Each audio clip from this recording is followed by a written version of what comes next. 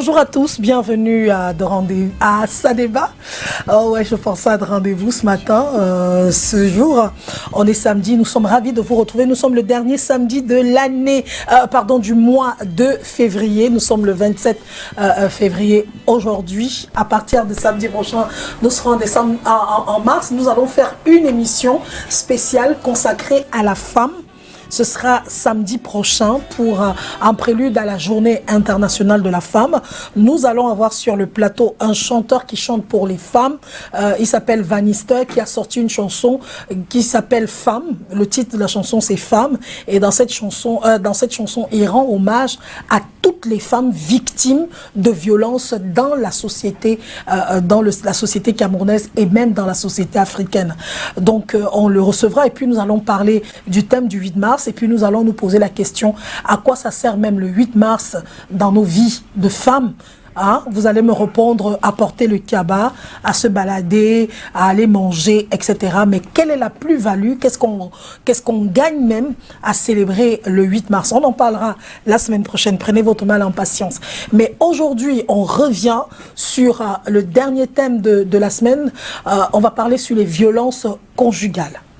De plus en plus, il y a des meurtres, il y a des tueries qui se font dans des couples. Un homme qui tue sa femme par trop de jalousie ou alors parce qu'il est malade, mental, je ne sais pas trop. Une femme qui décide de brûler les organes génitaux de son mari par jalousie. Une femme qui poignarde son mari par jalousie. Un homme, bref.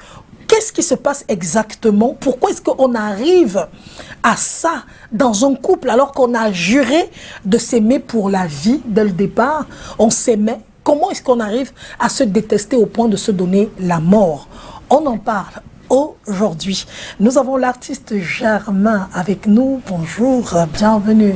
Bonjour Solange, c'est toujours un plaisir d'être dans vos locaux et bénéficier de votre entre-gens et de ce climat très aimable. Merci beaucoup, merci d'être là. Je vous présente Madame Mounchili qui est juste à côté de vous. Elle est de l'autre côté, elle est enseignante de profession. Aujourd'hui, elle a elle a un autre rôle, d'autres fonctions dans la fonction publique, évidemment, surtout dans l'éducation. Madame Mounchili, merci toujours d'être là. Bonjour. Merci Solange, bonjour à tout le monde. Bonjour à Maman Cathy, bonjour à Germain Somba, le coq que vous avez invité aujourd'hui. Bonjour également à tous ceux qui nous regardent. Bonjour à l'équipe réalisatrice. Bonjour à mon époux, bonjour à mes enfants, bonjour à toute ma famille. Cathy Tondé, bonjour et bienvenue. Bonjour Solange, bonjour à tout le monde. Merci encore pour le thème d'aujourd'hui parce que bien qu'on en parle, les violences conjugales continuent. Début de semaine dernière, on a parlé d'une femme. Début de semaine ou la fin de la semaine dernière, on a parlé d'une femme que le mari a tuée à Bafia. La semaine n'était pas finie, qu'on parle encore d'une autre, que quelqu'un aurait tué. C'est peut-être son amant qui l'aurait tué. C'est des histoires trop compliquées. Qu'est-ce qu'on doit faire pour que ces violences s'arrêtent? Et vice-versa, parce que les femmes également sont arrivées là aussi. Hein, c'est incroyable. Je suivais récemment l'interview de Dynastie Le Tigre dans une chaîne de télévision. Il disait que les gens sont devenus méchants parce qu'ils ont subi des méchancetés et eux aussi ils ont fait des méchancetés aux gens. C'est bien que tout le monde est devenu méchant. Maintenant, quand on se met avec quelqu'un, il y a de fortes chances que la personne soit méchante, que nous-mêmes nous soyons méchants parce qu'on a subi des méchancetés. Vous voyez que le mot méchant revient tout le temps, d'où une grande sensibilisation. Vraiment, nous devons écouter. Moi, je ne serai jamais méchante parce que les gens sont méchants à côté de moi. C'est justement ce que nous devons expliquer aux téléspectateurs, qu'on ne doit pas devenir méchant parce que les autres sont méchants. Nous devons amener les téléspectateurs, nos compatriotes, à avoir un caractère doux, même si on se trouve au milieu des loups. Absolument. On va d'abord, avant de commencer, une fois n'est pas coutume, je souhaite un joyeux anniversaire à Madame Rose Guédom, la maman androïde qui a 70 ans demain. Et elle est du côté de Yaoundé, hein, donc c'est la maman de Serge Feugan, mon complice, Nina Astrid, ma complice, Jane Brice Singh, et puis Chevali Lorraine. Elle a un an de plus demain. Happy birthday à toi, la maman Android. Allez, on va tout de suite rentrer dans le vif du sujet. Comment est-ce qu'on peut comprendre, Germain et Somba, qu'on part de l'amour pour le désamour? Comment ça peut arriver? Ou alors, est-ce qu'on tue toujours par amour? Ou alors, comment on peut comprendre cela? Difficile à comprendre que nous partons d'une vertu à quelque chose qui n'est pas vertueux. Donc le contraste est énorme. Il est même fulgurant. Je crois que la question, elle est assez interprétative et donne matière à vraiment se poser des questions assez profondes. Parce que si quelqu'un dans sa thèse a dit c'est le lien de la perfection, ça signifie que c'est l'idéal de la perfection. Quand on parle d'amour, on parle de quelque chose de sublime, de quelque chose d'inexprimable. Parfois, il y a des sensations métaphysiques où on dit l'amour est aveugle. C'est-à-dire que la vertu de l'amour a tellement embrigadé la personne au point où elle est prête à tout. Et comment est-ce que de l'autre côté, on retrouve cette décadence? Comment est-ce qu'il peut y avoir une mutation dans le sens, dans le non-sens? Au lieu d'aller vers la vertu, on va vers le sens contraire. Comment est-ce qu'il peut y avoir cette dégénérescence alors que fondamentalement, l'homme sent que, ou alors se sent en lui-même, ou alors perçoit qu'intrinsèquement, il est fait pour vivre de l'amour, il est un être de l'amour. Et que, généralement, les télescopages, généralement quand ils se voient, on parle de l'amour. Quand on les voit, on demande, est-ce que vous vous aimez? Parfois on dit, mais ils s'aiment, mais vous avez vu l'amour. Après un moment, on se dit, mais là alors, ce qu'on a vu, ce n'était plus de l'amour. C'est quoi? C'est le mauvais casting? Comment pour se retrouver justement à... Est-ce que c'était de l'amour? Justement, quelqu'un a dit, je crois un grand savant du 5e siècle, qui a dit, il faut partir de la définition qu'on donne aux mots. Et parfois même les mots changent. Au point où on se demande, est-ce qu'à ce jour, les gens ont les mêmes définitions étymologiques? Est-ce que sur le plan du prototype, c'est-à-dire que la première personne a parlé de cette notion, est-ce que sur ce plan, cette personne, on est en phase avec cette définition étymologique? Est-ce qu'au fur, ça suffit donc, pour savoir qu'on est en phase, il faut aller vers la fin. Donc ça veut dire qu'au fil des temps, le mot amour perd de sa définition originelle. À la fin, on se rend compte que mais finalement, les gens ont mal défini le business. Donc les gens partent d'un truc où le business est mal défini. Donc les gens commencent à faire un truc, disant que voici le deal. Oui, et à la fin, mais les critères ne répondent pas au deal. Oui. C'est à la fin que vous vous rendez compte que vous avez une dème, comme on dit au quartier. Vous parlez comme au quartier. Que non, finalement. Et d'autres commencent à chanter. Tous les hommes sont des menteurs. Ça va gâter le coin. L'homme, c'est le ventre et ceci. Vous savez, certaines personnes sont là pour... C'est le reflet de la société. Oui. On a donc des sociologues qui vont essayer de dépeindre comment se dit. J'ai essayé de regarder sur Google. Je voulais définir l'amour. J'arrive, on me dit c'est le petit sentiment qu'il y a souvent.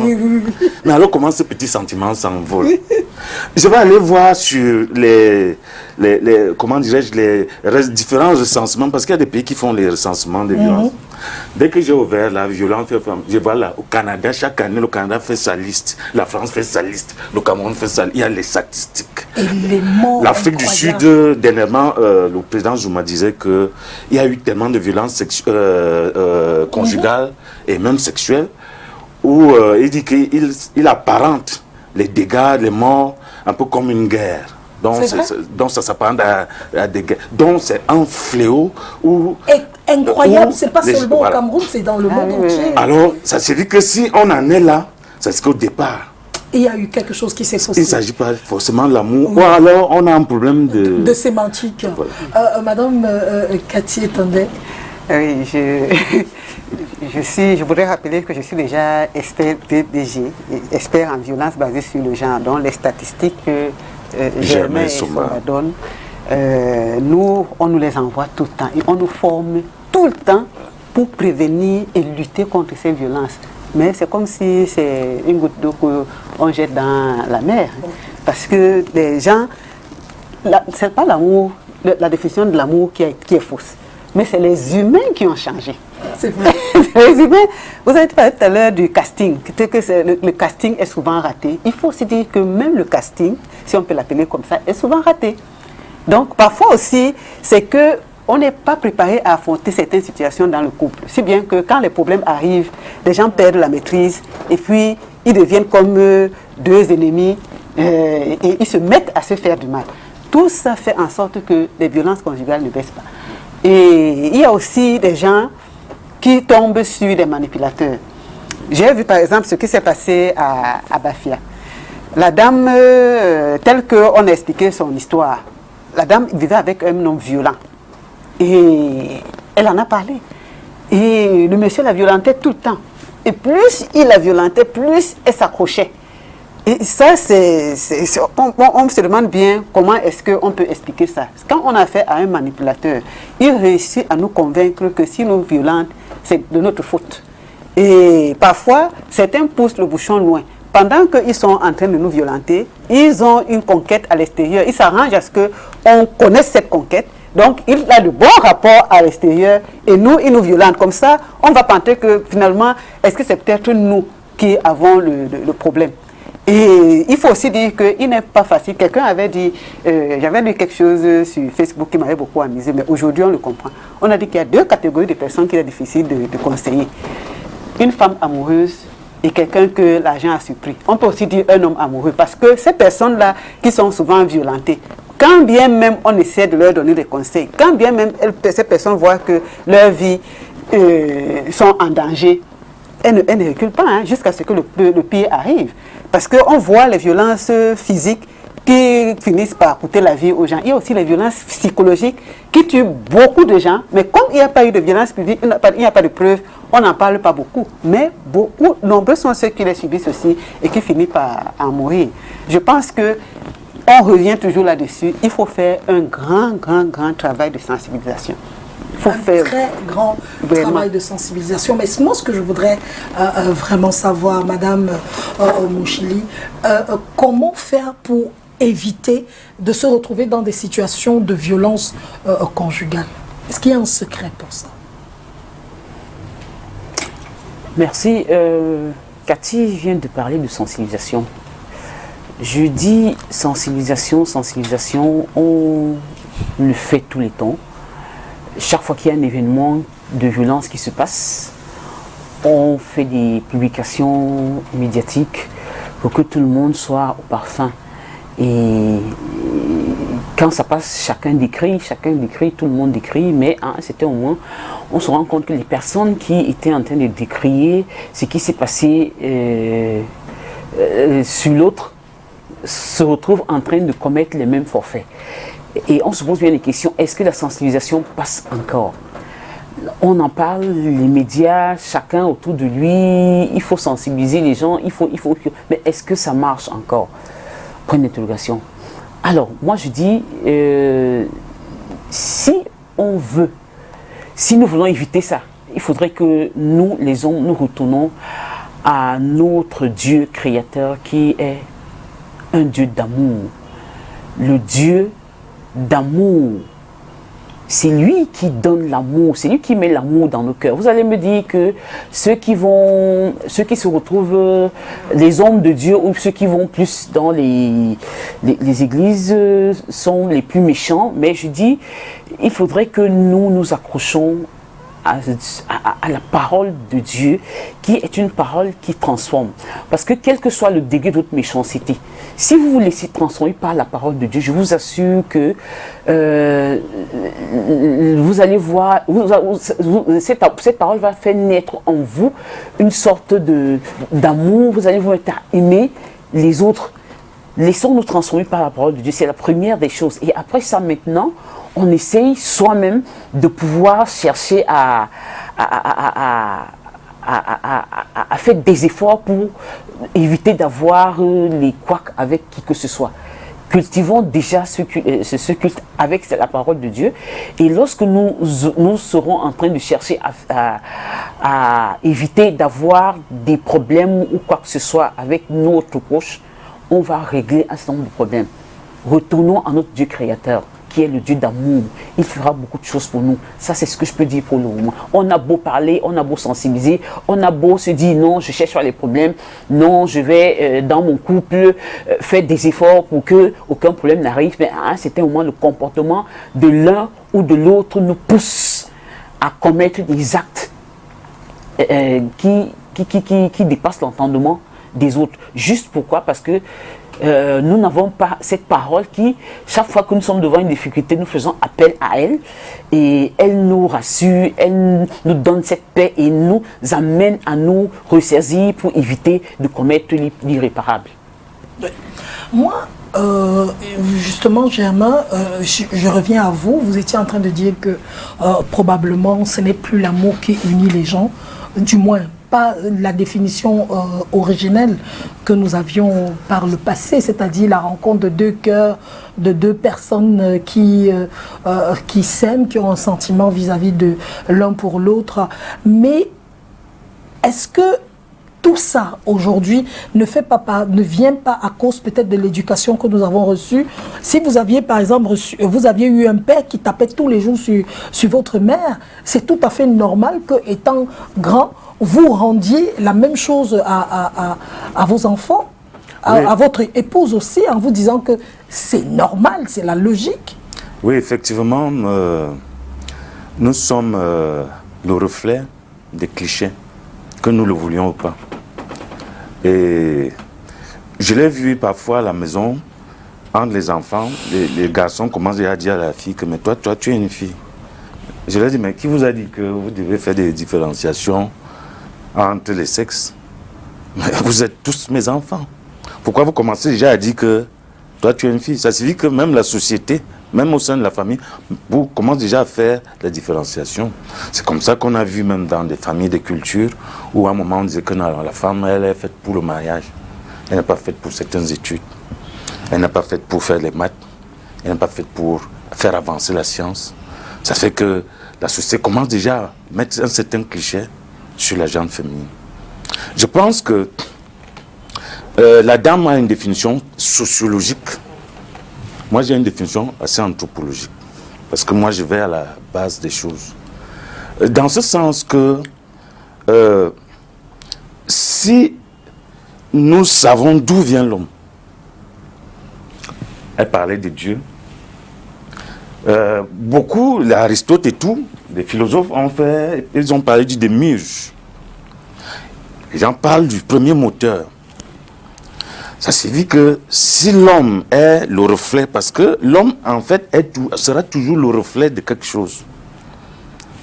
Donc ça n'est pas paradigmatique. Dès que la mode change, si c'est les pantalons coupés, non, à un moment donné, tout le monde, on y va. Ça signifie que l'homme a une volonté répondante. Donc il répond. Donc quand le démiurge ou l'architecte le premier, le créateur, ou alors Dieu, comme on dit chez les chrétiens, le crée, il y a une thèse, et même beaucoup de thèses, du Moyen-Orient ancien, dont ceux qui ont côtoyé la civilisation biblique et autres. Et même dans les religions du Moyen-Orient, le masdéisme et tout. Donc on trouve plein d'histoires où on montre que l'homme est créé à l'image du démiurge, donc du créateur. Ça suffit donc que pour créer quelqu'un, on lui donne, on se fie à un modèle, dont il y a un modèle. Et ce modèle dont il y a dans cet amour. Donc le premier moteur qui existe de par lui-même, qui est immuable, qui est simple, j'allais dire insensé, parce que justement, dans la religion, on veut donner à Dieu les termes que lui ne reconnaît pas. Voilà pourquoi les gens pensent que l'amour est un sentiment.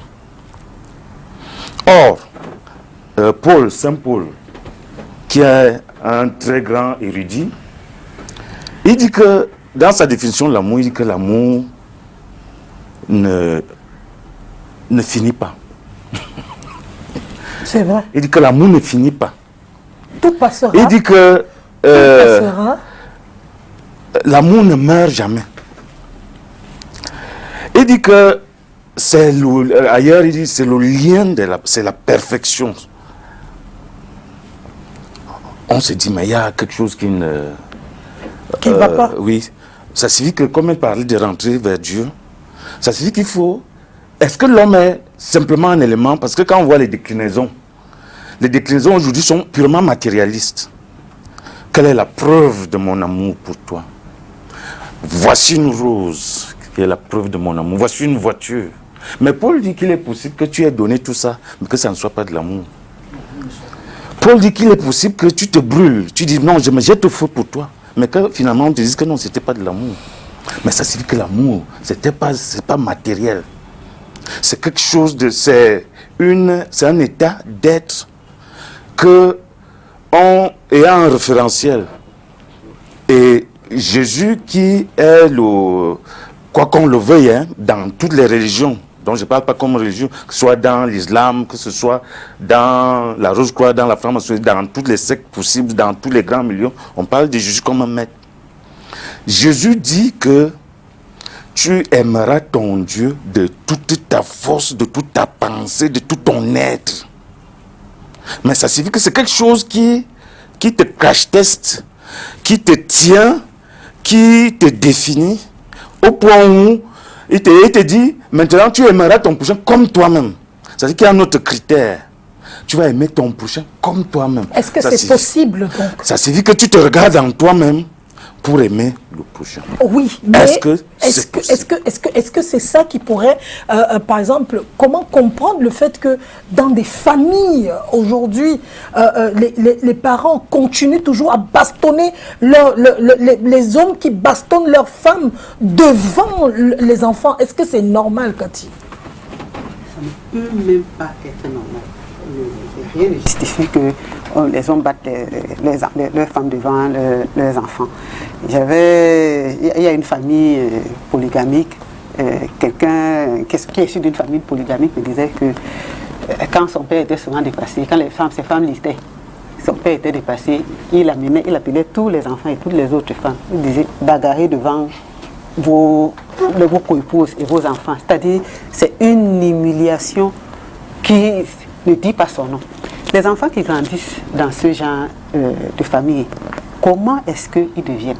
Et puis quand on voit même notre société actuelle, c'est vrai qu'on ne voit pas les gens se battre. Hein. Quand on ouvre Facebook, les uns sont en train d'insulter les autres.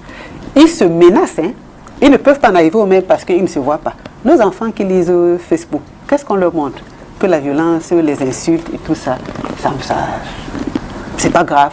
On ouvre la télévision, on voit encore des disputes. Je suivais un débat dans une chaîne de télévision où deux personnes se disaient, voulaient aller en arriver aux mains. L'un a dit à l'autre, si tu continues, je vais te donner un coup de poing. Maintenant, si on regarde les films, quand on ouvre la télé, c'est des violences. Il y a un ami à mon père qui m'a dit un jour qu'il passait devant une salle de cinéma. À l'époque, il y avait encore les salles de cinéma ici. Et puis, il a vu le titre du film « Assassin ». C'est-à-dire, le papa là n'a rien compris. Comment on peut mettre un titre pareil? Et si on regarde, même dans les dessins animés, il y a ça. À l'école, c'est les violences. C'est-à-dire, on est entouré d'un monde tellement violent que si on ne touche pas le cœur de nos enfants, si on n'essaye pas de montrer les conséquences de ces violences-là à nos compatriotes, je pense que personne ne pourra plus rester sur la terre. Moi, j'aime prendre des définitions simples, hein, parce que, étant donné que je suis travailleuse sociale, je travaille sur le terrain, j'utilise un langage que ma cible va comprendre, que tout le monde comprend. Donc, on voit que la société elle-même est devenue tellement violente. On est violent en parole, on est violent en acte. Et puis, il y a des personnalités publiques qui n'arrangent pas la situation. Si elles sont si violentes.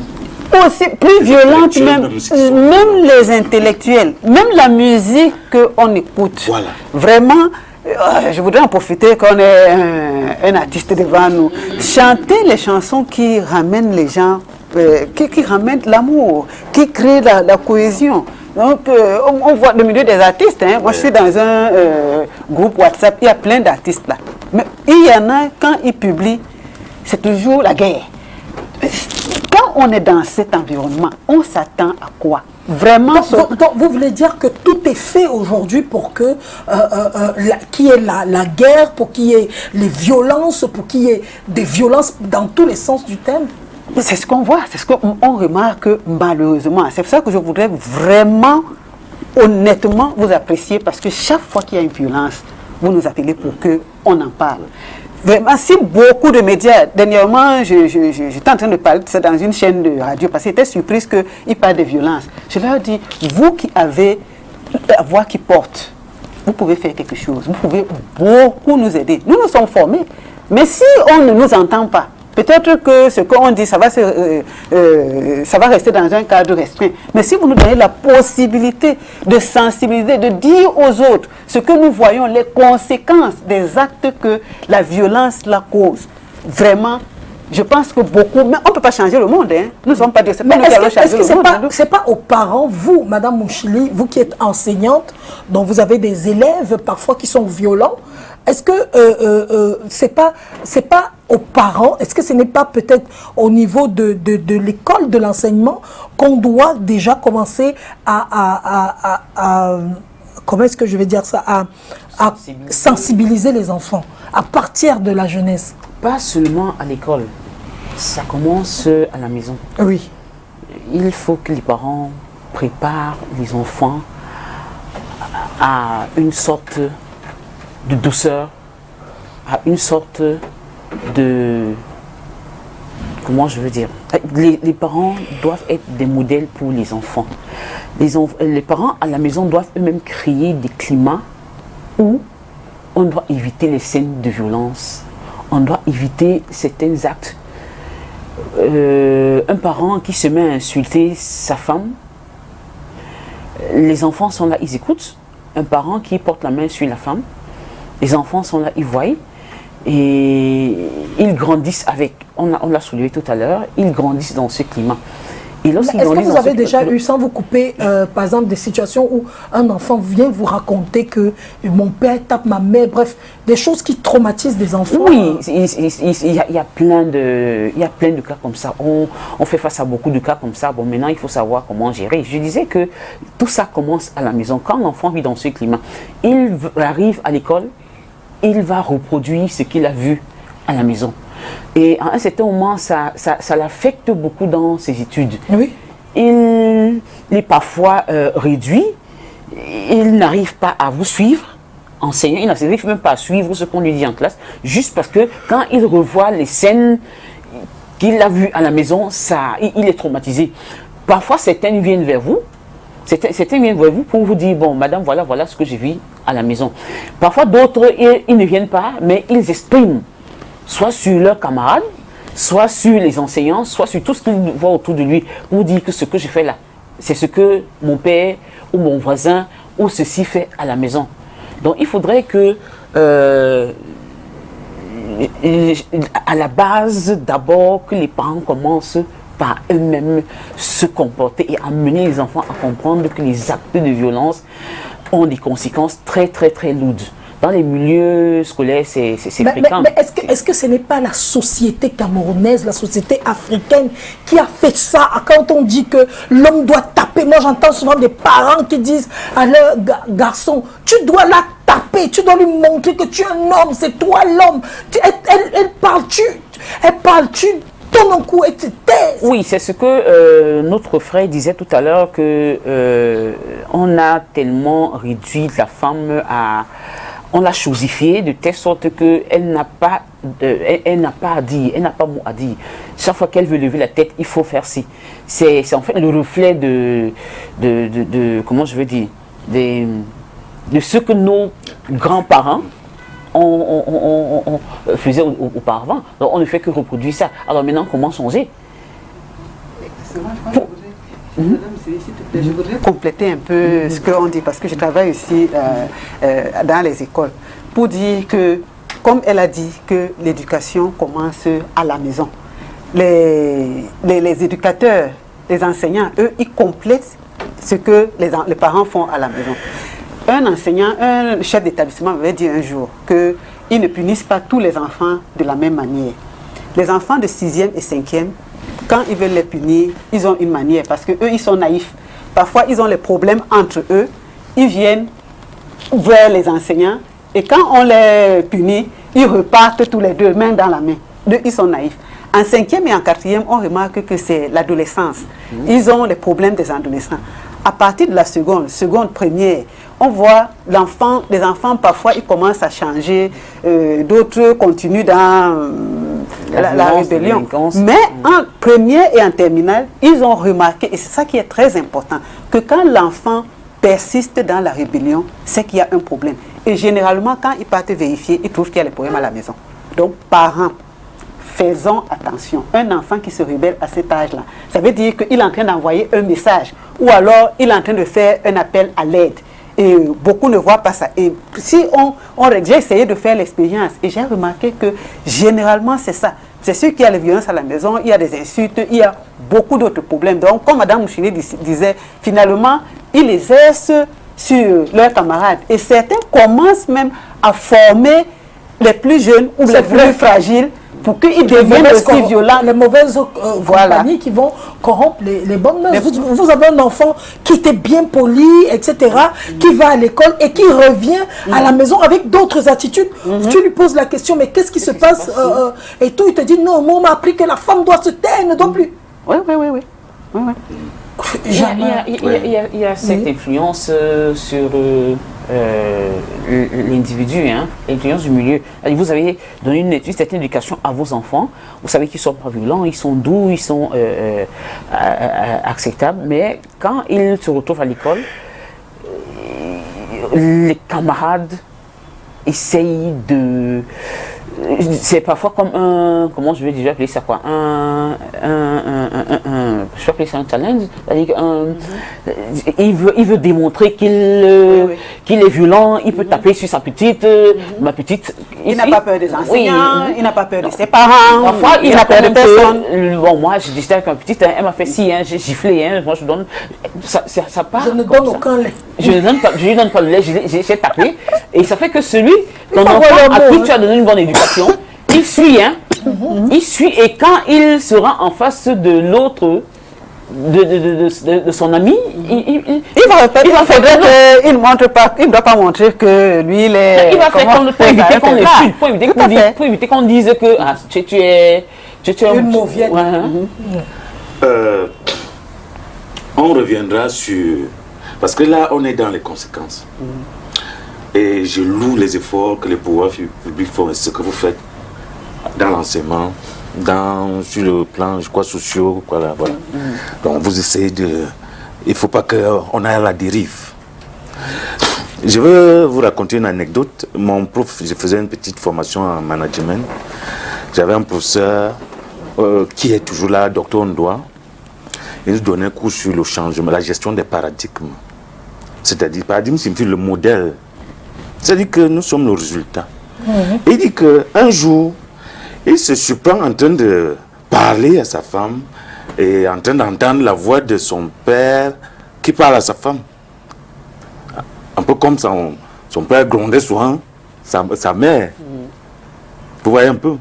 Ça signifie que, il nous dit, faites attention, on est déjà, on est dans une situation où on est dans la récréation, dans la restauration, il faut essayer de restaurer. Mais maintenant, dans les problématiques, dans des trucs, dans des situations, Vous faites attention, par exemple, pour gérer des problématiques, pour gérer des trucs. Par exemple, on a fait un cours en gestion des conflits. Gestion des conflits, on te dit que le conflit en lui-même n'est ni bon ni mauvais, c'est toi qui sais, tu sauras quel usage en faire. C'est-à-dire que tu peux tourner ça dans le sens amélioratif, dans le sens du bon. Ça suffit quoi? Ça suffit que les premières définitions, je reviens sur les définitions. Moi, je suis un anthropologue. Les définitions, la façon, si à la base nous disons déjà que la femme, elle est la femme et l'homme, c'est l'homme. C'est vrai. On a déjà faussé le débat, même à la maison. Quand je reviens à la création, vous verrez qu'il y a beaucoup de versions qui sont fausses. Parce que, j'ai dit beaucoup, je n'ai pas cité. Je n'ai pas cité. Que... Allez, ça vous engage. Oui, ça moi, je ne pense pas qu'il y ait un seul verset biblique qui soit faux. Non, j'ai dit des versions, j'ai parlé de versions. Ah, des versions, ok. J'ai parlé de versions. D'accord. Déjà, il y a une... ça fait pas 5-6 mois où la responsable d'une société biblique ici a demandé pardon pour l'usage que ses prédécesseurs ont fait de la manipulation de la Bible. C'est qu'il faut faire attention. Ça signifie que dans les traductions, l'exégèse des traductions anciennes, Dieu fait l'homme homme-femme. Ça signifie que quand il crée l'homme-femme, on ne parle pas encore. Au jardin d'Éden, ils ont fait combien d'enfants? Aucun. Ils ne parlent pas encore d'enfants. On parle de l'homme, la structure de l'homme. Ça signifie que... Et quand on commence à dire que tes désirs vont se pencher vers l'autre, c'est déjà dans une situation de déchéance. On est donc dans une situation de déchéance. Elle a dit quelque chose là. Il faut que les gens rentrent vers le Créateur pour recolmater. L'amour, c'est quoi? Sans regarder vers lui, on ne va pas avoir la vertu de l'amour. On doit aller vers la vertu de l'amour.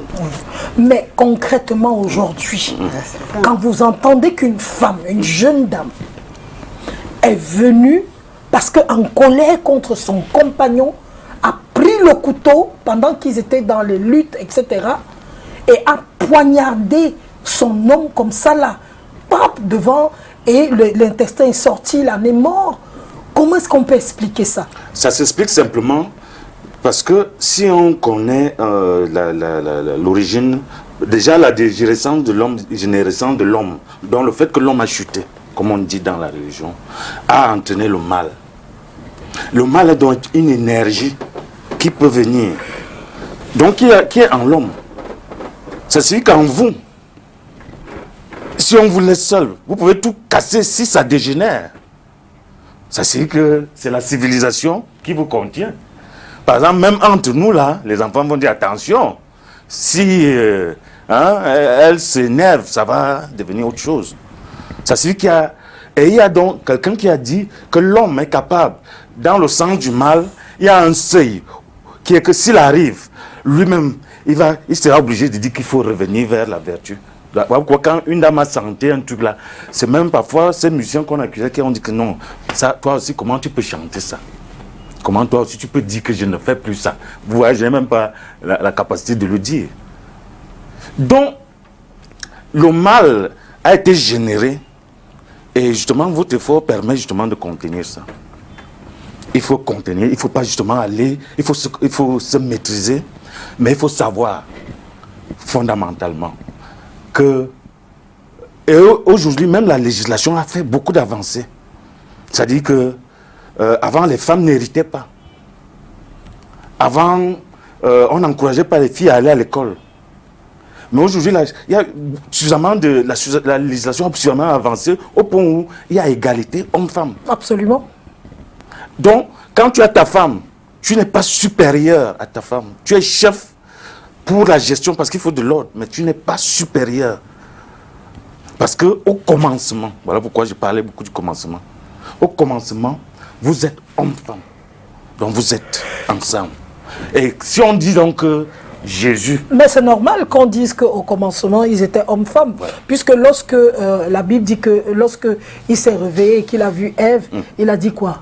L'os de mes os, chair de ma chair. Ça veut dire que c'était son puzzle, voilà. C'était son double réuni. Son pendant. Oui, qui forme un seul, une seule chair. Donc moi, je trouve que c'est une définition normale. Moi, je ne trouve pas en quoi c'est...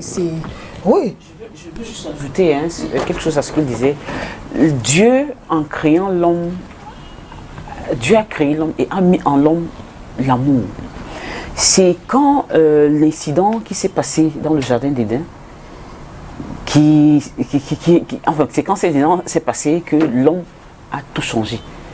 C'est-à-dire que la méchanceté est rentrée en l'homme. Et l'homme s'est même rebellé contre Dieu. À cet instant, au départ, Dieu descendait, il visitait l'homme, il bavardait. Dieu a créé Dieu a créé la femme. Ils les ont mis dans le jardin d'Éden, ils vivaient ensemble, tout était bien.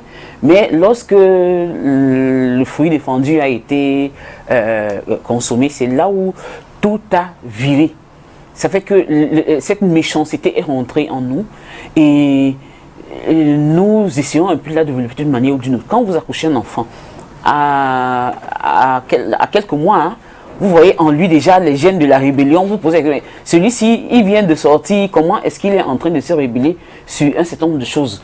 On grandit avec, et si on a... si ces gènes de la méchanceté sont très forts en nous, tôt ou tard, on va l'exprimer et on va arriver au niveau où à l'irréparable, tel que vous venez de décrire. Bon, il faut seulement qu'on essaie de faire des efforts pour se maîtriser. Il faut éviter qu'on arrive à un degré de... Et aussi nos comportements. C'est-à-dire que vous pouvez être de bonne humeur, vous pouvez être bien, vous pouvez développer l'amour, mais quand certains incidents se passent autour de vous, ça vous pousse à poser des actes que les gens n'arrivent pas à comprendre. Pourquoi est-ce que tu as posé cet acte alors qu'auparavant tu n'étais pas comme ça? Madame Cathy Etondé, est-ce qu'on peut justifier aujourd'hui les violences conjugales? Parce qu'on voit souvent des hommes qui disent « Elle m'a poussé à bout, elle m'a trop insulté, elle a trop parlé pendant que j'étais en train de... » Quand je dis « Ah, elle est déjà à Z », est-ce que c'est possible est-ce qu'on justifie ça? Est-ce que lorsque vous avez un partenaire violent, vous pouvez l'empêcher à devenir violent en ayant un comportement qui va vers son sens? Oui.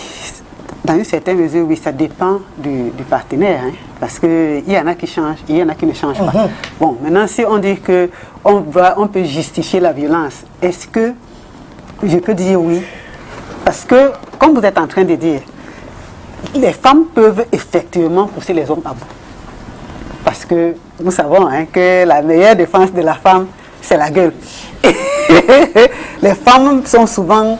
les hommes sont souvent tellement dépassés par la gueule de la femme qu'ils finissent par leur allonger un coup de poing pour... C'est vice-versa. Parce qu'il y a aussi des hommes qui ont une bouche qui dépasse celle de la femme. Ça, c'est vrai. Mais l'homme a plus la violence physique. C'est-à-dire, il peut maîtriser la femme par sa... Oui.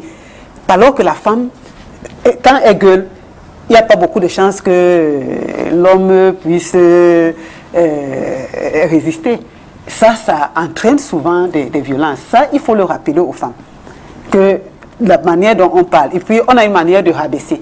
Parce qu'on peut voir monsieur qui est un artiste, qui est connu, qui a un bon travail, qui a fait de bonnes études, qui s'occupe de sa famille. Et puis, son épouse demande que tu es même qui? Tu peux me faire quoi? Tu m'apportes même quoi? Toi aussi, tu es un homme. Voilà des choses qui poussent. On peut dire que ça, c'est des paroles, ça fait quoi? Mais c'est des choses qui choquent, qui peuvent amener quelqu'un à faire du mal à l'autre. C'est faux. Ça n'amène à qu'un homme qui est un homme faible. Je dis, pour voir une femme ouvrir sa bouche et dire à un homme, tu es même qui? C'est qu'il y a quelque chose là. Une femme aimée, une femme amoureuse ne peut jamais, je le dis, sous le contrôle de Madame Mouchili et de Monsieur Essomba, je ne pense pas qu'il y a une femme aimée, heureuse dans son couple, se lever et dire à l'homme, tu es qui? Mais Solange, on n'est pas en train de parler des femmes qui sont heureuses dans leur couple, hein. On est en train de parler des couples qui ont des problèmes. Oui, ça veut dire qu'il y a déjà des problèmes. Ça veut dire que l'homme a déjà commencé à taper et elle utilise maintenant la bouche pour renchérir. Les couples heureux n'ont pas ce genre de problème, effectivement. Ah, okay. Les couples heureux, on ne parle pas d'eux, puisqu'ils ne se plaignent pas. ils sont plutôt des modèles qu'on doit copier. Maintenant, les couples qui ont des problèmes, les gens qui ont les violences, l'une des choses, je suis en train de dire que l'une des choses qui peut entraîner la violence, c'est cette gueule-là. Que les femmes, parce que vous avez demandé si une femme peut amener un homme violent à ne plus l'être. Maintenant, il faut aussi connaître son homme. Il faut savoir que si je fais telle chose, il va réagir de telle manière. Si je fais telle chose, il va réagir de telle manière. On évite de faire des choses qui l'énervent. Les femmes aussi, les hommes aussi doivent connaître leurs femmes.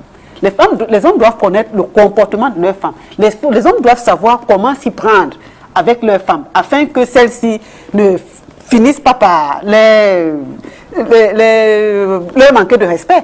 Parce qu'on dit à la femme de respecter son mari, c'est vrai, mais il y a des hommes qui ont un comportement qui n'amène pas la femme à les respecter. Absolument. Donc si on fait des efforts d'un côté comme de l'autre, je pense qu'on peut éviter les violences. C'est pour ça qu'on donne des conseils, comme ça qu'on sensibilise. On demande aux gens d'avoir des comportements dignes qui les amènent à être des couples heureux. Parce que les couples heureux, ça existe. Hein. Il disait tout à l'heure que quand il y a des problèmes, tous ces problèmes font en sorte qu'on commence à dire qu'il n'y a pas un homme qui est sérieux, et tout, alors qu'il y a des hommes qui sont même très sérieux.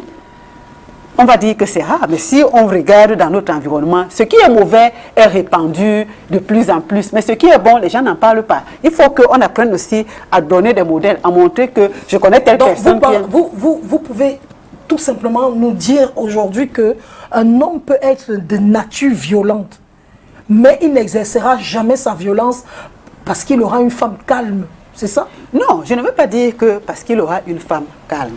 Je veux dire qu'une femme peut maîtriser la violence. On est en train de dire la même chose. Oui. C'est-à-dire un homme qui est d'emblée violent, parce qu'il y a des hommes d'office violents. S'il tombe sur une femme qui ne gueule pas, disons qu'elle ne gueule pas, elle ne parle pas, est-ce que ce sera suffisant pour que le type ne la tape pas un jour? Ça peut changer un homme. C'est comme un autre homme. Si ma femme a beau faire tout ce qu'il veut. On parlait des manipulateurs tout à l'heure. Elle va faire tout. Plus elle va même faire des efforts, plus lui, il va penser qu'il a attrapé son moins cher, comme on dit. Il va commencer à exercer sa violence sur elle. Donc on est en train de parler des hommes, entre guillemets, normaux.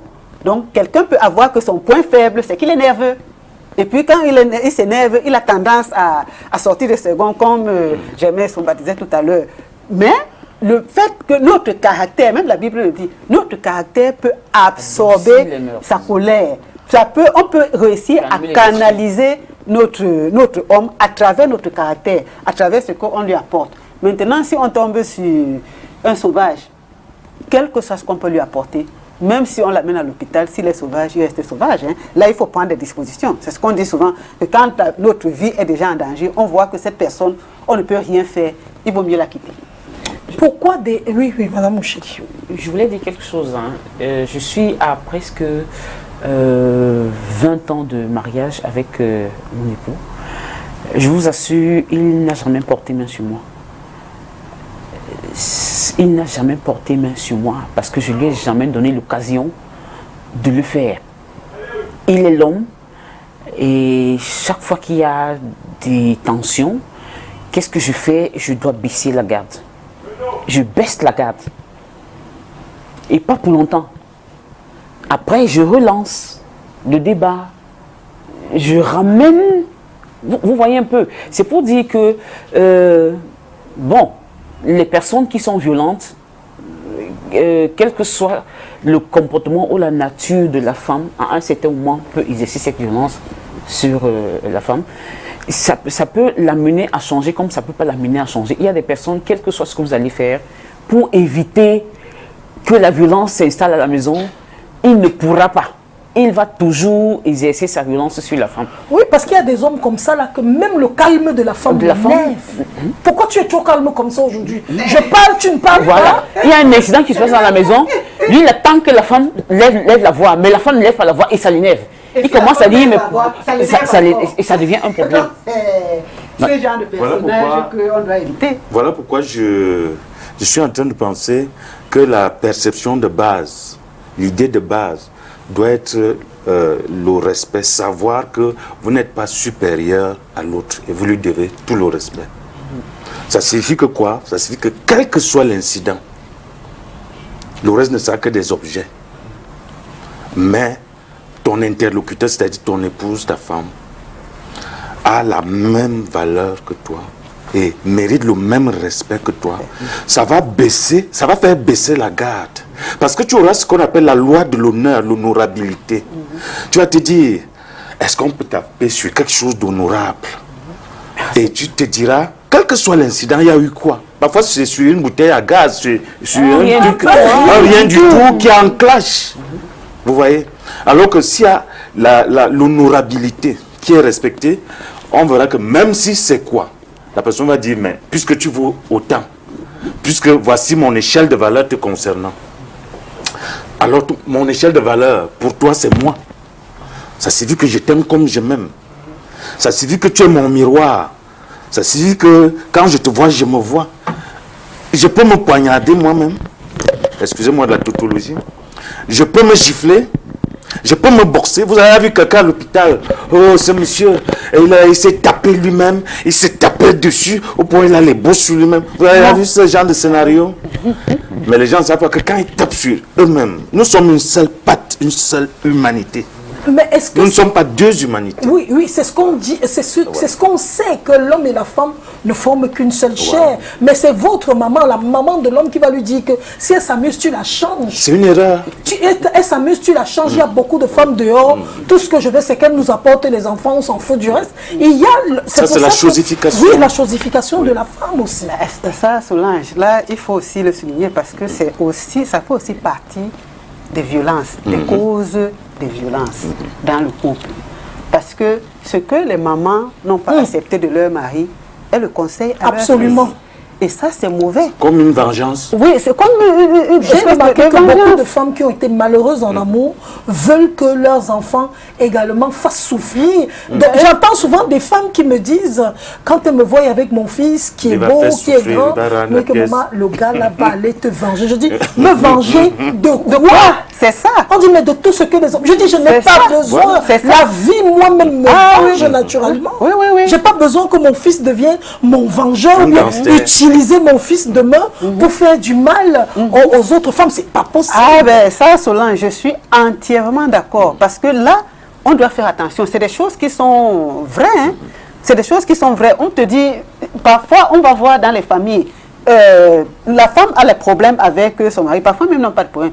C'est la famille qui entretient les copines à l'extérieur. Tu as fait ça, non.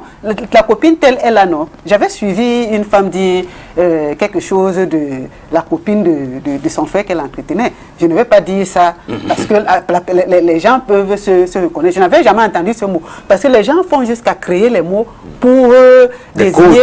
Oui. Et c'est mauvais. C'est mauvais et ça crée beaucoup de rivalités. Parfois, l'homme même finit par mourir, mais les rivalités continuent entre la belle-mère et les belles-sœurs et les coépouses et tout. Donc, nous devons faire attention aux conseils que nous donnons à nos enfants. Quand ils grandissent, comme cela, j'ai en train de dire, si l'enfant voit que sa mère, c'est une femme qui a de l'amour, sa mère est en train de le préparer à la vie future. Moi, je dis à mon fils que maintenant, je te forme. Parce que d'ici quelques années, tu ne seras plus avec moi. Tu dois faire ta vie de telle manière, tu dois avoir telle chose, tu dois avoir telle chose. Donc, je ne serai plus là. Je vais vous regarder à distance. Si mon fils ramène un enfant, je vais leur donner des conseils, mais on ne se mêle pas de leur vie. C'est pas l'enfant d'autrui n'est pas responsable de nos malheurs. Nous avons été naïfs, nous avons fait des erreurs, nous avons subi des violences, nous avons subi des choses, mais les enfants que nos enfants vont épouser n'y sont pour rien. Donc, si chacun essaie d'éduquer son enfant de cette manière, je pense qu'on va diminuer les violences. Je parle exactement comme une femme qui a voulu faire du mal à son mari. Elle lui a versé de l'eau chaude aux organes génitals. On lui a posé la question, mais pourquoi tu as fait ça? Elle dit, mon mari me tape trop. Il me menace trop. En dehors de ça, il fait les enfants par-ci, par-là. Il me trompe et quand il rentre, il me menace, il me manque de respect. J'ai voulu lui montrer que je suis une femme. Est-ce qu'on doit garder dents? Est-ce qu'on doit se venger en amour? Parce que c'est de là que part tout ça. On n'a pas besoin de se venger parce que l'amour ne se venge pas. Quand quelqu'un fait ses forfaits, commet ses forfaits, d'abord il est fait dans le noir. Il ne veut pas qu'on sache. ça signifie que c'est la personne qui est dans les problèmes. Ça signifie que si tu poursuis la personne dans sa sale besoin, automatiquement tu baisses la garde. Mais garde la posture de base. Voilà pourquoi l'amour, quelqu'un a dit, je crois Paul, que l'amour pardonne tout, croit tout, ne soupçonne pas. Ça signifie qu'il garde la posture de base. Parce que dans un foyer, j'ai vu des femmes qui, malgré tout, ont récupéré parfois les enfants que le monsieur a fait dehors. C'est-à-dire que cette femme avait une dimension anthropologique très élevée. Parce que vous verrez que dans le jeu de l'embryon, les enfants quand l'enfant entre, ils ne sont pas au courant de vos trucs là. Pourquoi même le législateur dit que si le gars se pointe là, il dit que c'est moi, non, si la procédure, le législateur le sécurise. Vous voyez un peu. Donc, voilà pourquoi je tiens sur les définitions, les bases, parce que les bases ont été faussées. Quand les bases sont faussées, on cherche à construire. Vous savez, quand une maison s'écroule, et puis si on ne retrouve plus les bases, on ne peut plus rien reconstruire, quoi. À partir du moment où le respect, j'ai de la considération. Je me souviens, lors de nos cours, on ne faisait pas nos devoirs, et notre professeur, Dr Isaka, que je salue, il n'a rien dit. Mais il dit, oh mes amis, le sourire, rien que par son sourire, sans dire vous n'avez pas fait de cours, on se culpabilisait. Les vieilles personnes qui se culpabilisent, ils ne disent rien. Il dit, oh, vraiment, je ne sais pas, vous n'avez pas fait le cours. Oh, mais là, vous voyez, on ne peut pas continuer. Bon, on va essayer de faire autre chose. Mais vous voyez, on n'a pas fait le coup. Il a tourné et ça a joué sur notre psychologie. Oui. Ça signifie que il vous a gagné psychologiquement. C'était pas le fait de dire, oh, je vais enlever les points, oh, je vais faire ceci. Et pour même dire ça, on a dit que, ok, d'abord, on est trop pris par nos programmes. Donc, quand on vient ici, c'est... Mais il a agi. Quand il est parti, on a dit, mais il a joué sur nous. Hein.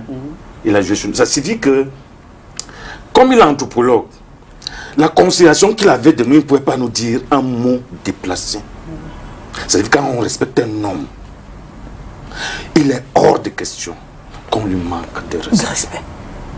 Quand il y a une femme, c'est que cette femme, ce n'est pas un problème, c'est pas le sexe, c'est l'image du Dieu vivant, donc du Créateur.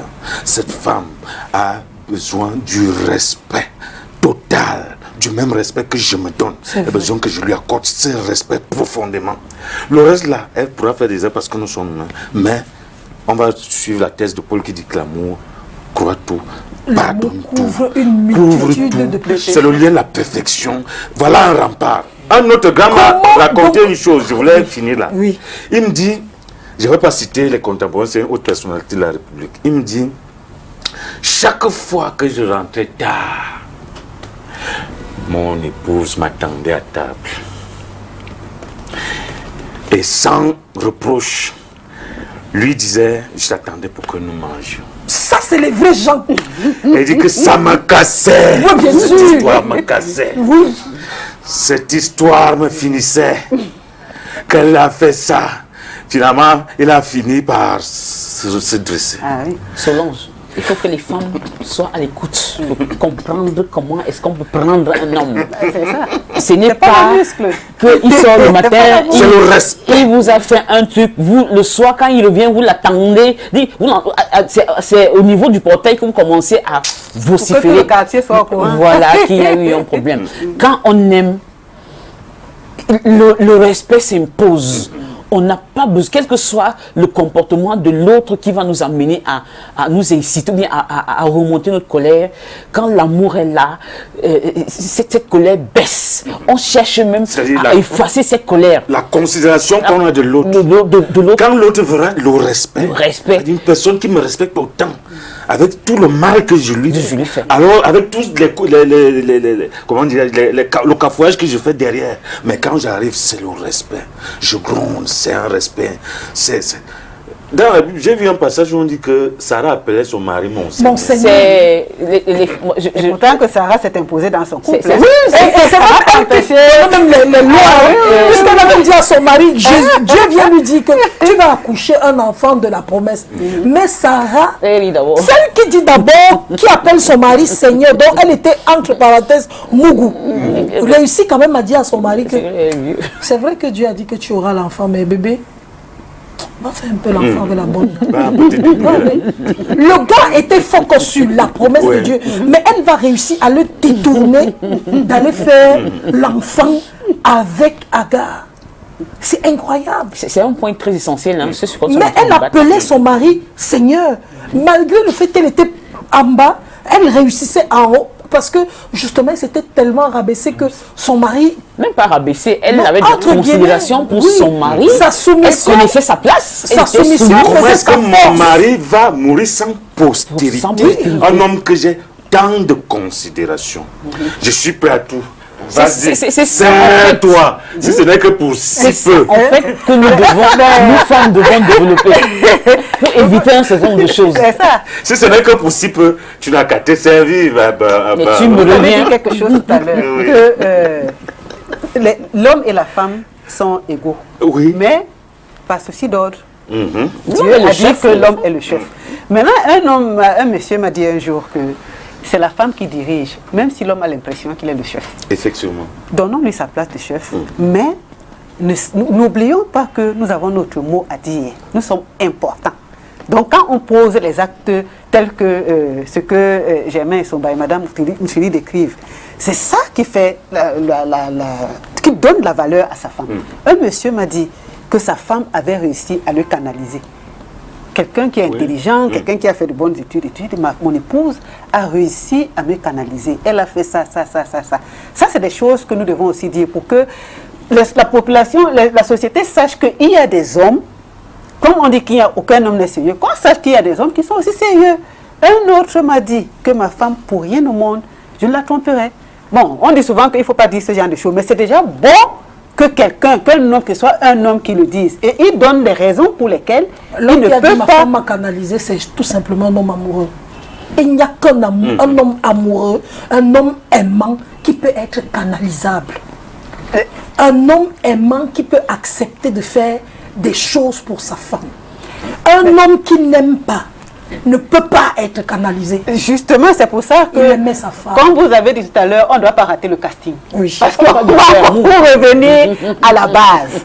Beaucoup de castings sont je sais pas comment ce moment beaucoup intéressé. Beaucoup de castings sont faux. Si bien qu'on va aller prendre, ramasser, excusez-moi de dire ça, n'importe qui. Après, on va chercher à recoller les morceaux et tout. Ça ne se recolle pas parce que le casting est raté. Donc, nous devons faire le choix de nos partenaires est très important. Or, le désordre qu'on observe dans la société fait en sorte que... Oui, il y a, pour terminer, enfin, on va ouvrir la ligne pour les 15 dernières minutes, hein, si possible. Monsieur le maire, si c'est possible, voilà, on va ouvrir la ligne. Je disais qu'il y a un homme de Dieu qui s'appelle William Marion Branham, il est décédé déjà, un prophète de Dieu, qui a fait une prédication intitulée « Le choix de l'épouse ». Cherchez à lire ce livre, cette prédication. C'est sûr, pour ceux qui connaissent, voilà, donc le message de la fin des temps, William Marion Branham, le choix d'une épouse. Dans ce livre, dans cette prédication qui est traduite en livre, qui est écrite désormais, il dit, vous pouvez tout rater dans votre vie. Rater votre travail, rater votre brushing, rater votre maison. Mais la seule chose que vous ne pouvez pas rater dans votre vie, c'est le choix d'une épouse ou d'un époux. Parce que le choix d'un époux ou d'une épouse détermine votre vie. Vous prenez une femme qui aime sortir, sachez que toute votre vie, vous serez seulement dehors.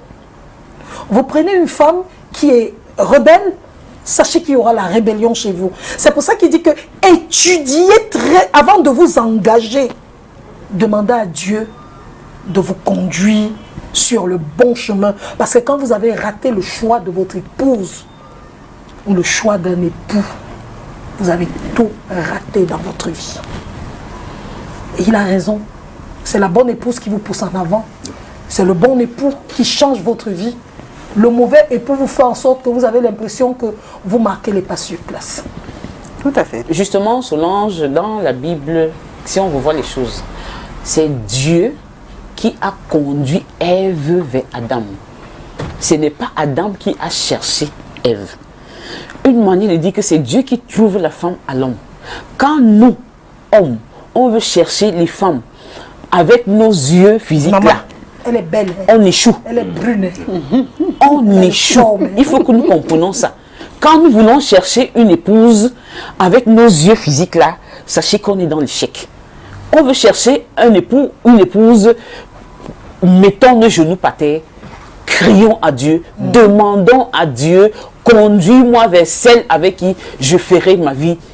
Conduis-moi vers celui avec qui je vais faire ma vie dans la douceur, dans le bonheur, dans la joie, dans le Seigneur, parce que c'est important. C'est la femme qui détient l'homme. C'est la femme qui détient le foyer. Si vous voulez détruire votre foyer, vous allez la détruire. Vous allez le détruire. Si vous voulez construire, vous allez construire. Donc il faudrait que nous, femmes, nous retournons à notre Dieu créateur qui est un Dieu d'amour. C'est lui qui nous donne l'amour.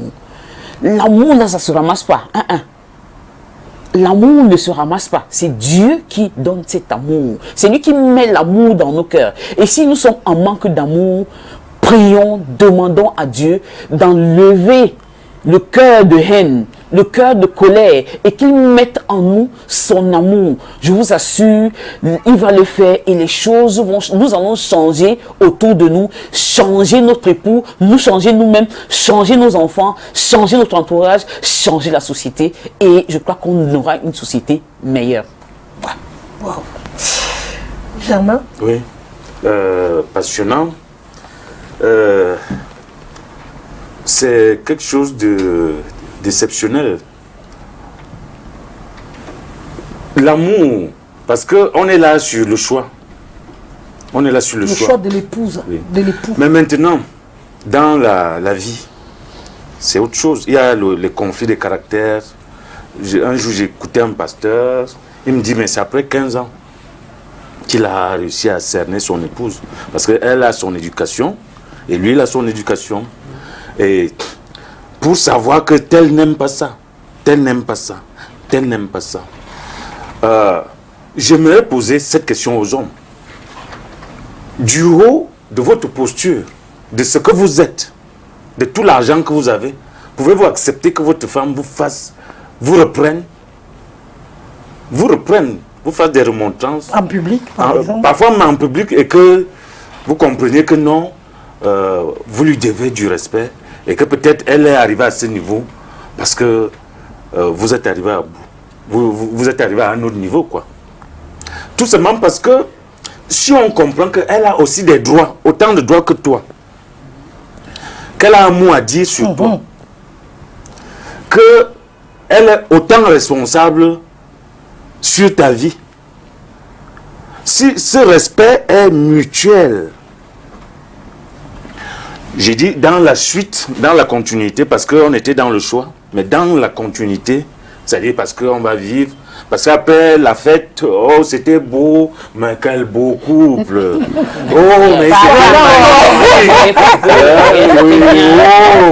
c'est l'argent qu'on a versé, il y a souvent eu des records de mariage, hein, en termes de dépenses. On dit 50 millions d'euros, on dépense 50 millions d'euros.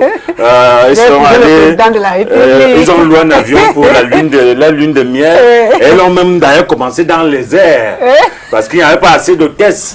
Donc je fais taire le reste. Donc ben, bref, comme pour dire que, après on vous dit, mais ces gens, vous avez appris ça? Ils ont fait une séparation à l'amiable. Ça, c'est pour des gens civilisés, entre guillemets.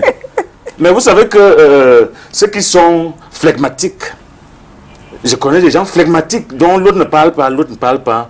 Et ils restent comme ça un mois. Et quand ils reviennent pour parler, ils se disent, on sent qu'on doit seulement se séparer.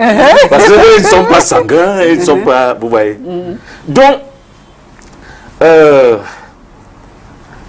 le respect que tel. Vous savez, j'ai corrigé, je suis peut-être votre aîné en termes d'âge hein, dans le mariage. N'est-ce pas? Peut-être, j'ai dit peut-être. Bien sûr, pourquoi pas. C'est pas un problème. Vous avez corrigé.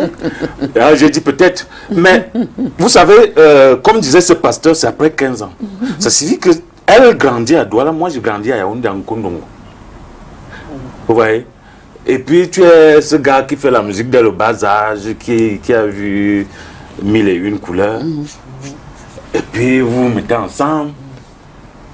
Et puis ça dépend de comment tu as grandi. Et puis vous vous mettez ensemble. Ça signifie que et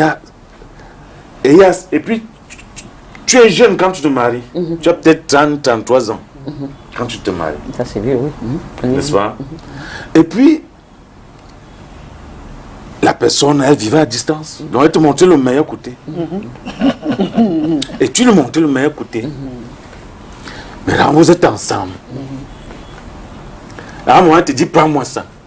Au début, tu dis, non, on dit, s'il te plaît. Donc, il y a des petits choses. Mais bref, plus le temps passe, plus quand elle te dit, prends-moi ça, plus tu y cours, parce que c'est même, ça fait partie du charme d'un homme. Oui, au début. Ça fait partie du charme. Prends-moi ça, tu cours, tu prends. Va me puiser l'eau. Vous voyez même que dans l'amour et dans cette valorisation, il y a des choses qui passent comme des lettres, comme le transfert d'argent. Oui, les choses deviennent simples. Les choses le fait que je fais quelque chose pour madame, ça devient... C'est un charme. Et l'autre pique, c'est-à-dire que l'apogée de la perception, quand j'ai finalement compris que je ne dois avoir aucune intention de croire que je dois la commander. Ou que je suis un chef quelconque. Mais est-ce que quelque part, Germain, vous avez eu peut-être beaucoup la chance parce que ça se passait, il n'y avait pas une tierce personne. Parce que généralement, il y a des couples qui vont bien ensemble, le mariage est beau, tout est beau, jusqu'à ce que vienne visiter la maman du mari ou la soeur ou un ami qui te dit que mon frère... Tout mettre le sable dans... Tu es malade, ça ne va pas. Depuis quand? Tu es fou, une femme te commande. Et c'est comme ça que ça crée souvent des rébellions. Justement, cette perception donne l'impression que je suis commandé. Mais mon épouse, quand j'arrive à la maison, elle dit, ouais, il fallait être là. Parce que comme on a les adolescents, quand tu es là, tout le monde sait que le lion est là. Donc même si ton épouse t'appelle le lion, ça signifie qu'elle même sait que c'est un lion. Bien sûr, bien sûr. Ouais, un peu. Mais si le lion sait que ça là, je ne dois avoir aucune prétention.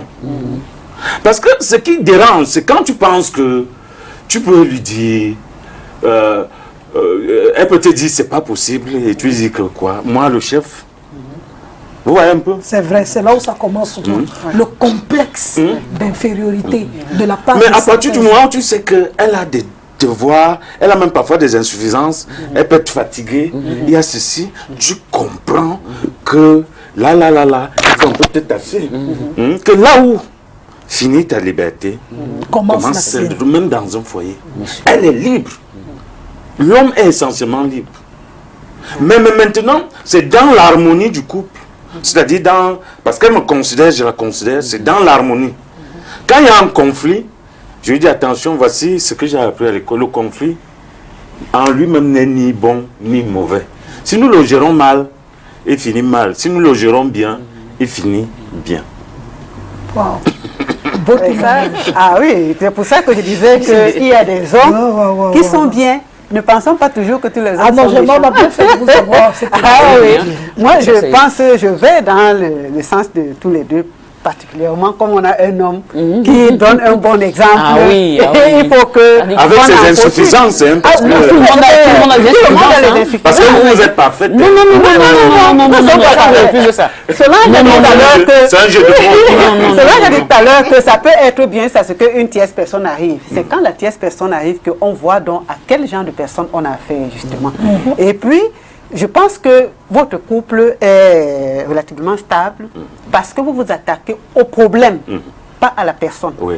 Et ça, beaucoup, Madame Mouchili ne va pas me démentir, beaucoup de gens, beaucoup de couples le confondent. Quand il y a un problème, au lieu que je m'attaque à cette télévision qui est en train de nous faire du mal, je m'attaque à la personne. Le tu accusateur, là, c'est grave. Et parfois aussi, on doit rentrer dans la psychologie de l'homme et de la femme. Il faut aussi savoir exprimer ses sentiments négatifs avec douceur et respect. Les gens pensent qu'on ne doit pas exprimer le sentiment négatif. Non. Si ça ne va pas, il faut dire que ça ne va pas. Oui. Si je ne suis pas d'accord, je dois dire que je ne suis pas d'accord. Si je veux dire non, je dois dire non. Et si je dois dire oui, je dois dire oui. Mais maintenant, comment est-ce que j'exprime mes sentiments négatifs? Ça aussi, c'est très important dans le couple. Oh, beaucoup de gens ne le savent pas. Parfois, c'est nous les femmes, on dit, oh, quand j'étais chez mon père, j'étais bien. Madame Mouchili est bien avec son mari. Moi, ce que je vis ici, on me dit à mon mari que je voudrais une paire de chaussures. C'est plus simple comme ça. Et lui peut me dire que je ne peux pas l'acheter maintenant parce que peut-être on a une dette à payer, peut-être on a ci, on a ça. Le dialogue. Le dialogue. Vous pensez que c'est le manque de dialogue, pour terminer, qui peut être l'une des raisons ou la raison fondamentale des violences conjugales? Le manque de dialogue. Je ne peux pas dire que c'est la raison fondamentale, mais le vrai dialogue. Le dialogue constructif. Beaucoup de couples ne l'ont pas. Ça, il faut le reconnaître. Comme le casting est faux au départ, on l'a épousé parce qu'il brillait beaucoup, parce qu'il est un bon musicien. Il y a les mots que j'entends souvent dans les vidéogrammes des gars. Elle a un bon derrière. Voilà. C'est elle que je vais épouser. C'est ça aujourd'hui le mariage. Tout ça vous entendez qu'un jeune gars qui chante sa démarche me plaît, ou comme elle marche, c'est faux moment, comment elle le ralentit, une belle fille, on choisit une fille. Comme petit pays à chanter, quand il marche, elle saute comme la tisse. C'est elle que je vais épouser. C'est la démarche, c'est le fond. Ah, mais... C'est dire le casting qui est faussé comme ça. Voilà. Mais je voulais quand même dire quelque chose, que quand tu vois quand même une pomme, tu commences déjà à saliver quand même, parce que tu as faim. Oui. Et puis il y a même un phénomène, quand tu vas mettre la cuillère dans la bouche, il y a un phénomène, tu sens comment la salive, il y a un mouvement là. Ça suffit qu'on ne peut pas se priver de ce que nous voyons. Non, on est d'accord. Oui, je suis d'accord, on y va, mais maintenant, comment concilier le fait que elle a cette valeur comme moi? Parce qu'on peut aussi arriver à un niveau où quelqu'un me fait les avances, mais parce que je l'aime, je lui dis que c'est impossible. Parce que je la considère pas comme une chose sexuelle, un peu comme les gens font des positions canapé pour des promotions, ou alors pour te donner quelque chose, ils t'imposent un truc, des chantages. Ouais, un peu. Mais quand on parle de l'apparence physique, il y a des infirmes. Moi, je connais quelqu'un qui est infirme, qui a un pied, une jambe qui est... Mais la personne s'est mariée. Oui, donc si on s'arrêtait sur les apparences physiques, par exemple, j'ai un homme qui est grand de taille, qui a les pieds larges, qui a... Mon style. Oui, voilà. Ça c'est mon style. Mon goût. Ce monsieur ne pouvait pas se marier. C'est mon goût. Je connais une maman qui avait une infirmité vraiment bien prononcée, mais elle s'est mariée, elle a eu des enfants, elle est morte dans son mariage, parce qu'il y avait de l'amour. Donc c'est ce qu'on est en train de dire. Nous sommes tous attirés par quelqu'un. Si vous voyez Solange avec sa belle coiffure et tout, je ne vais pas dire que vous partiez voir Solange, mais je dis quand vous la voyez, naturellement, elle attire parce qu'on va voir une belle coiffure, un beau teint et ainsi de suite. Mais maintenant, il faut aller plus loin. Le mariage demande qu'on aille plus loin que ça. Est-ce qu'au-delà de la belle coiffure, de la belle peau, des formes, etc., est-ce que derrière, il y a aussi une belle âme? Ben voilà. C'est la question qu'on doit se poser. Ce sont des questions que mais j'ai rencontré des gens, des grands anthropologues qui m'ont dit, et même un de mes papas qui m'a dit, il peut épouser n'importe quelle femme. Il y a des gens qui ont cette capacité d'absorber la personne. C'est-à-dire que de transformer? Oui, de transcender la personne. Voilà pourquoi si on arrive à ce genre d'élévation d'amour, on peut aller avec tout le monde dans le sens amélioratif. Donc on améliore la personne. Absolument. Mais si on est juste dans le sens que qu'est-ce que la personne m'apporte? Est-ce que l'élément, les fesses, on appelle déjà ça les bosses? Est-ce que les bosses que j'avais vues sont encore là? La bosse. Si ce n'est plus là, ça... Est-ce que ce sera toujours là? Est-ce que ça sera toujours là? Mais si la considération de base c'est qu'on a une capacité d'amener, d'absorber les gens vers la vertu, vers l'élévation. Voilà pourquoi il y a un travail. L'homme aujourd'hui pense qu'il est seulement charnel. Oui, oui, oui. C'est ça, malheureusement. C'est ça, malheureusement. Voilà pourquoi il y a des sociétés où la spiritualité est très élevée. Les gens pensent que la spiritualité, c'est seulement aller quelque part dimanche. Mais la spiritualité, c'est cette dimension où tu es en connexion avec l'invisible et qui transcende ton être intérieur et qui t'amène à évacuer tout le stress de la vie terrestre. Parce que l'homme est à la fois ange et à la fois homme. C'est-à-dire qu'à la fois esprit et à la fois homme. Mais maintenant, vous voyez, on a beaucoup parlé de faites attention, faites ceci, ça c'est le côté, vous voyez, la vie de tous les jours. Mais comment est-ce qu'il arrive à absorber les chocs qu'il a? Parfois même les différentes sollicitations. Comment est-ce qu'une femme aussi sublime et superbe, qui quand elle passe ses cheveux balais, tout et tout, comment est-ce que vous pouvez arriver à vous contenir au point où dans votre spiritualité, vous sentez comment l'amour de Dieu vous envahit et vous éblouit au-delà de la créature, la simple créature, qui est tout de même belle, mais dont l'amour de Dieu a sublimé dans votre âme. Je pense qu'il faut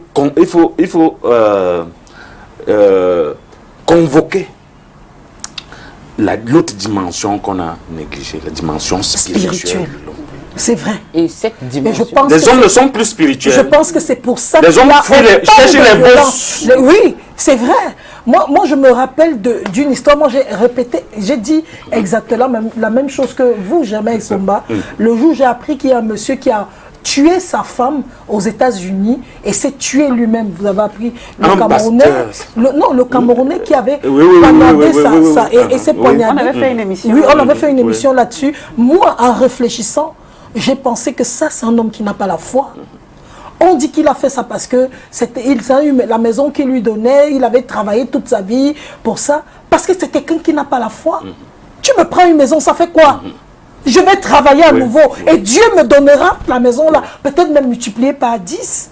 Mais le truc, c'est que nous manquons de foi, nous manquons de spiritualité. C'est pour ça qu'aujourd'hui, et d'exercices nous voulons tout de suite. Je racontais dernièrement dans un direct que je faisais l'histoire d'une fille qui a perdu 3 millions parce qu'elle sortait avec un gigolo. Et le jour où la fille s'est gâtée, elle est rentrée. Plus tard, elle m'appelle pour me dire que je vais porter plainte. Je dis, tu veux porter plainte de quoi? Il t'a pris 3 millions. Il t'a pris ta vie. Il t'a pris tes mains. Il a pris ton cerveau. Qu'a-t-il pris? L'argent? Tu es croyante? Elle me dit oui. Je dis, laisse tout ça. Dieu te donnera à nouveau. Oui, c'est ce que je voulais dire.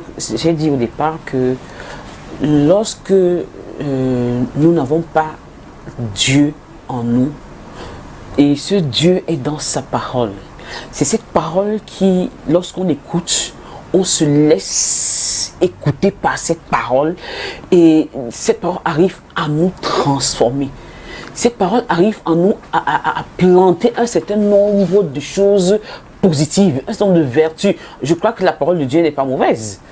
Elle nous élève, en fait, si vous voulez. Tout à l'heure, il a parlé de spiritualité. Cette spiritualité n'arrive que si on se laisse transformer par cette parole. Elle va nous élever. Elle va faire à ce que, même si nous prenons une femme ou une personne qui est mauvaise, on peut arriver à changer cette personne, à ramener cette personne, à ce que cette personne soit une bonne personne. Et on peut vivre dans n'importe quelle condition avec cette parole de Dieu, quelle que soit la situation qui arrive. On peut, au travers de cette parole, réussir à changer cette situation en une bonne situation. C'est parce que nous, on s'écarte de la voie de Dieu. On croit qu'on est trop intelligent, on croit qu'on est trop belle, on croit qu'on a de l'argent, Dieu n'a plus rien à foutre avec. Non, c'est pas vous qui détenez le sou de vie. En une seconde, là, il a tout récupéré chez vous. Et si vous ne le suivez pas, c'est la chute totale. Donc, nous n'avons pas de choix que de nous retourner vers ce Dieu créateur au travers de sa parole. Je n'ai pas dit dans une église. Vous pouvez contacter un homme de Dieu qui vous aide à croître spirituellement. C'est important. La parole de Dieu, la parole de Dieu, la parole de Dieu. C'est elle qui arrive à faire à ce que nous puissions être maîtres de toutes les situations et faire et devenir comme quelqu'un qui n'avait pas de problème. J'ai pas dit que les problèmes ne vont pas arriver. Les problèmes vont arriver, mais cette parole nous amènera à résoudre nos problèmes de façon pacifique et non, et non pas dans la guerre. Voilà. Saint Paul disait que par un comportement simple et réservé, la femme peut se transformer même un mari. C'est vrai. Très compliqué. Ça suffit que si nous développons, l'homme est un être, j'allais dire à 60, bon, selon beaucoup de thèses, l'autre parle des deux substances, c'est-à-dire la substance physique, la substance psychique ou spirituelle. Et il parle de deux substances, ça c'est Tertullien de Carthage, un noir d'Afrique du Nord qui parlait de substances dans ses travaux. Et tout ceci, c'est pour vouloir montrer que la dimension, parce que j'ai voulu dire que la dimension physique de l'homme est peut-être la partie visible de l'iceberg.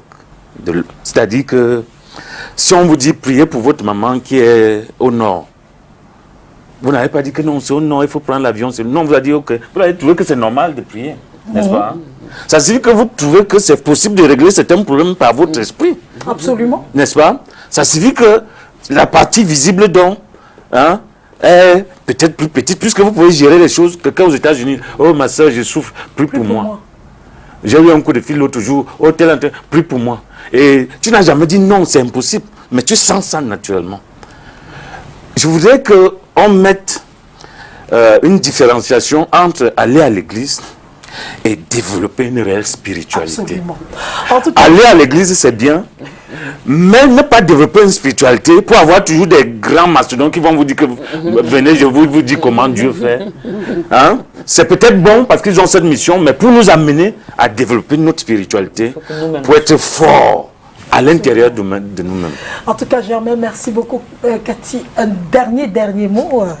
Je voudrais dire que les personnes qui sont mariées doivent savoir que le bonheur, c'est aussi qu'on sache endurer les tribulations. Parce que si nous avons la foi, nous allons endurer les tribulations et nous savons que Dieu bénit les efforts que nous faisons et qui nous récompense. Absolument. Donc, endurons et après, nous verrons comment Dieu va nous bénir. Absolument. En tout cas, nous sommes à la fin de l'émission. Merci beaucoup, Germain et Somba. On a beaucoup appris avec vous aujourd'hui. Merci, Solange.